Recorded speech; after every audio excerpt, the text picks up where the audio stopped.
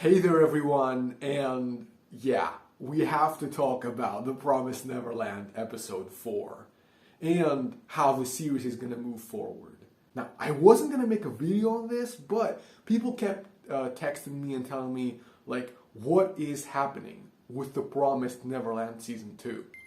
Is it going anime original?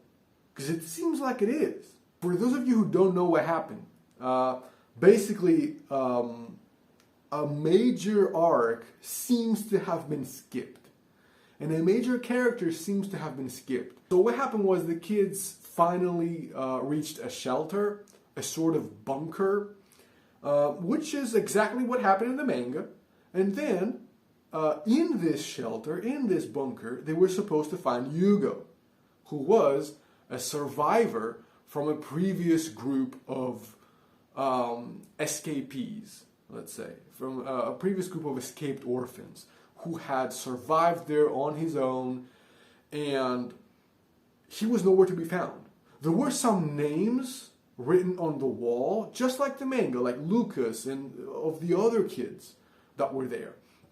But Yuugo was nowhere to be found. And that was weird. That was bizarre. And at the end of the episode, there's also an attack on the shelter, which didn't happen until way later. So are they skipping Goldy Pond? Is this an utterly negative thing? Or is there a positive side to this change? In this video, I will present both sides, the negative and some of the potential positive of this move. So these are the timestamps of what I'm going to talk about, the negatives and then some of the positives, and then you'll tell me what you think about this decision. So, starting out, the negatives. Yuugo was one of the coolest characters in all of the Promised Neverland. Like, okay, that's kind of subjective. It was like what the orphans could have become had they stayed in this world for long. And it was pretty dark. He did help the orphans grow in many ways. Now, his introduction in the manga, when the kids actually get to the shelter and discover him, he's lying there with his feet on the table. He has this smirk, this smile on his face, and he was so scary. And so, like, who is this guy? What is he doing here? What has happened, you know? It was filled with mystery. He kind of toyed with the orphans. He said, like, he would either make fun of them or, like, kind of tease them in a way. Like, he would scare them a bit, like, I'm going to kill you or something. And the orphans were genuinely scared. Who is this guy? What is he doing here? What does he have to do with William Minerva, you know? And then, this character, Yuugo, actually took two of the characters, Ray and Emma, and went into a small adventure in the wilderness, in the woods, where the next arc of the manga takes place, Goldy Pond, right? So obviously, why would you ever do this? This is an amazing character to have these characters go back and forward, to kind of have like a foil to the protagonists, a foil to Emma and Ray. And he also did teach them a lot of things, and he was pretty cool as a character. He was the only adult who was helping the kids, the only adult human who was helping the kids at that point. And he had a pretty tragic backstory as well, so why would you ever do this? This is silly, you know? So these are the negatives. A lot of these amazing moments, arguably some of the best moments in the series, are gone, apparently. A lot of the interactions that he had with other characters, gone, if he doesn't appear in the next episodes. I don't know. And then, not only that, how is the next arc supposed to work? Like, without Yuugo to take them to Goldy Pond, and without his connection to the other characters, and without the stories of the previous orphans that have escaped, how does it work? How does Goldy Pond work? I don't know. So the negatives are all of these things. How does this work? You know, how does the story keep moving forward now? Do we even get to Goldy Pond? And who will be there? Like, is there a possibility that we meet him down the line? And he has a completely different narrative and character and interaction. And now, I saw a lot of negativity. And at first I was shocked, but there are some potential positives. The potential positives are, number one, there is no safety for the orphans anymore. Because in the manga, for the next one arc and a half, at least the younger kids were safely living in the shelter, in the bunker, right? And they never interacted with anyone. We were focused on Rei, Emma, and Yuugo, right? So there was nothing that you could do with them. They were just there. And not only that, I've criticized it because it was just a safe haven for them. They could stay there for as long as they wanted in a perfect scenario. Now, that safety's gone. They don't have anywhere to go. They are on the run. The shelter has been attacked, and now everyone is on the run again. So that is a positive in a sense that the sense of dread and the possibility that some orphans might actually bite the dust has returned. Where in the manga there was none. These younger orphans were safely in the bunker. But now, you know, it's open season. Anything can happen, you know. Any of the younger orphans can bite the dust, can die. And this is going to be like really tragic, really horrible. And the second reason why I think this may actually prove to be a positive change, and hear me out on this. When I read Goldy Pond, I was like, this is a really cool arc. I like the villain. I like the action. I like the characters. You know what? This arc could have been made better if the younger orphans were there as well. Why, you may say? They can't offer anything. They cannot fight against the demons. No.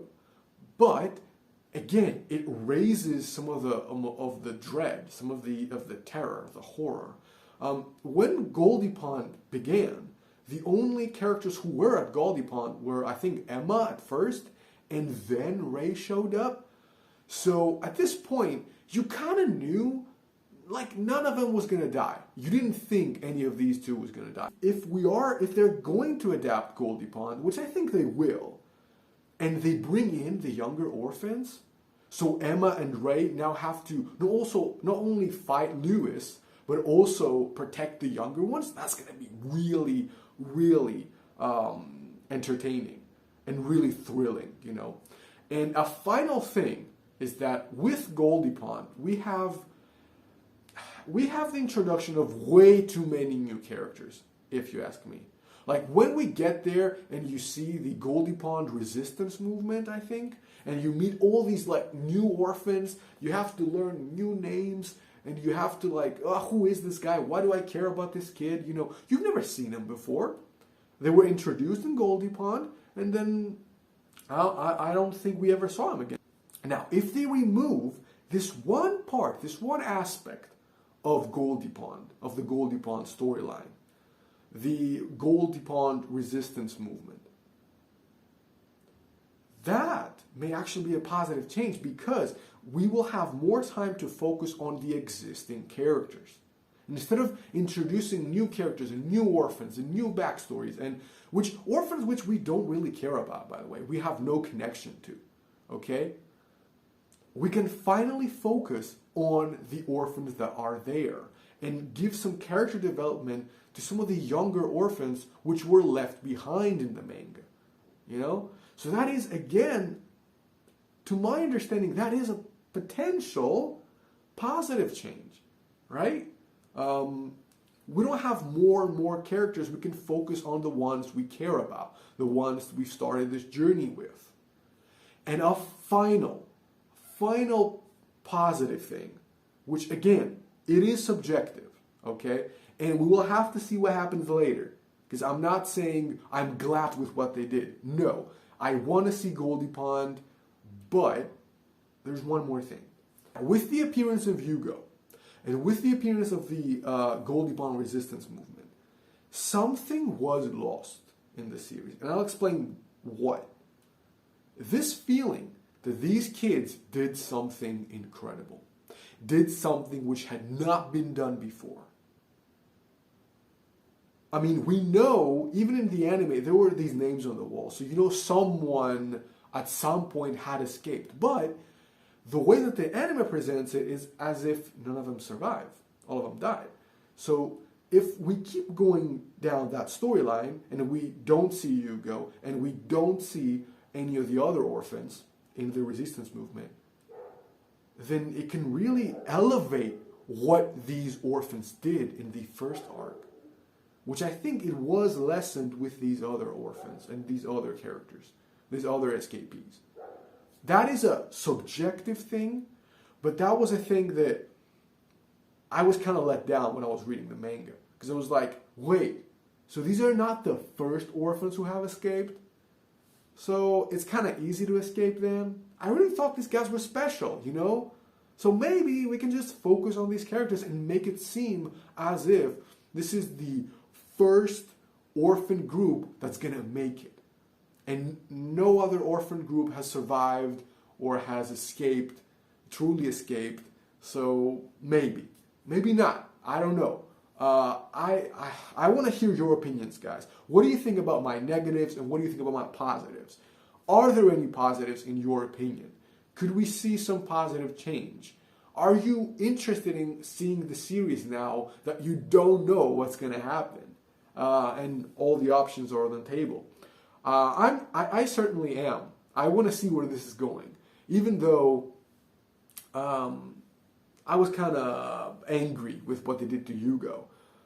But it does, what I'm saying here kind of follows what I've mentioned in my previous video about why I was disappointed with The Promised Neverland past the first arc. You can check it out right here or here. I don't know where I'm going to put it. And it was basically boils down to threat, to dread, to how much of a thriller the story was in the first arc and how in the second and third arcs it kind of lessened. But with this, again, no shelter, everyone's on the run, no Yuugo to protect them or to teach them anything. And they must be heading towards Goldy Pond. I won't accept it if they don't adapt Goldy Pond to some extent. I have to see Lewis, I have to see all the fighting that takes place there. So leave your comments down below and tell me what you think about this video, about my positives, my negatives, and about episode 4 in general. And yeah, what did you think about it? So you can also check my other Promised Neverland videos. I have a video on analyzing every single orphan. And also I have this previous video that I mentioned on why I was disappointed. So you may want to check these videos out as well. Now, don't forget to hit like and smash the subscribe button and hit the bell notification for more videos. Do you want me to do any more episode reviews or reactions if something crazy happens? Well, leave a comment down below. And I'll see you in my next video, guys. Until next time, fellow orphans.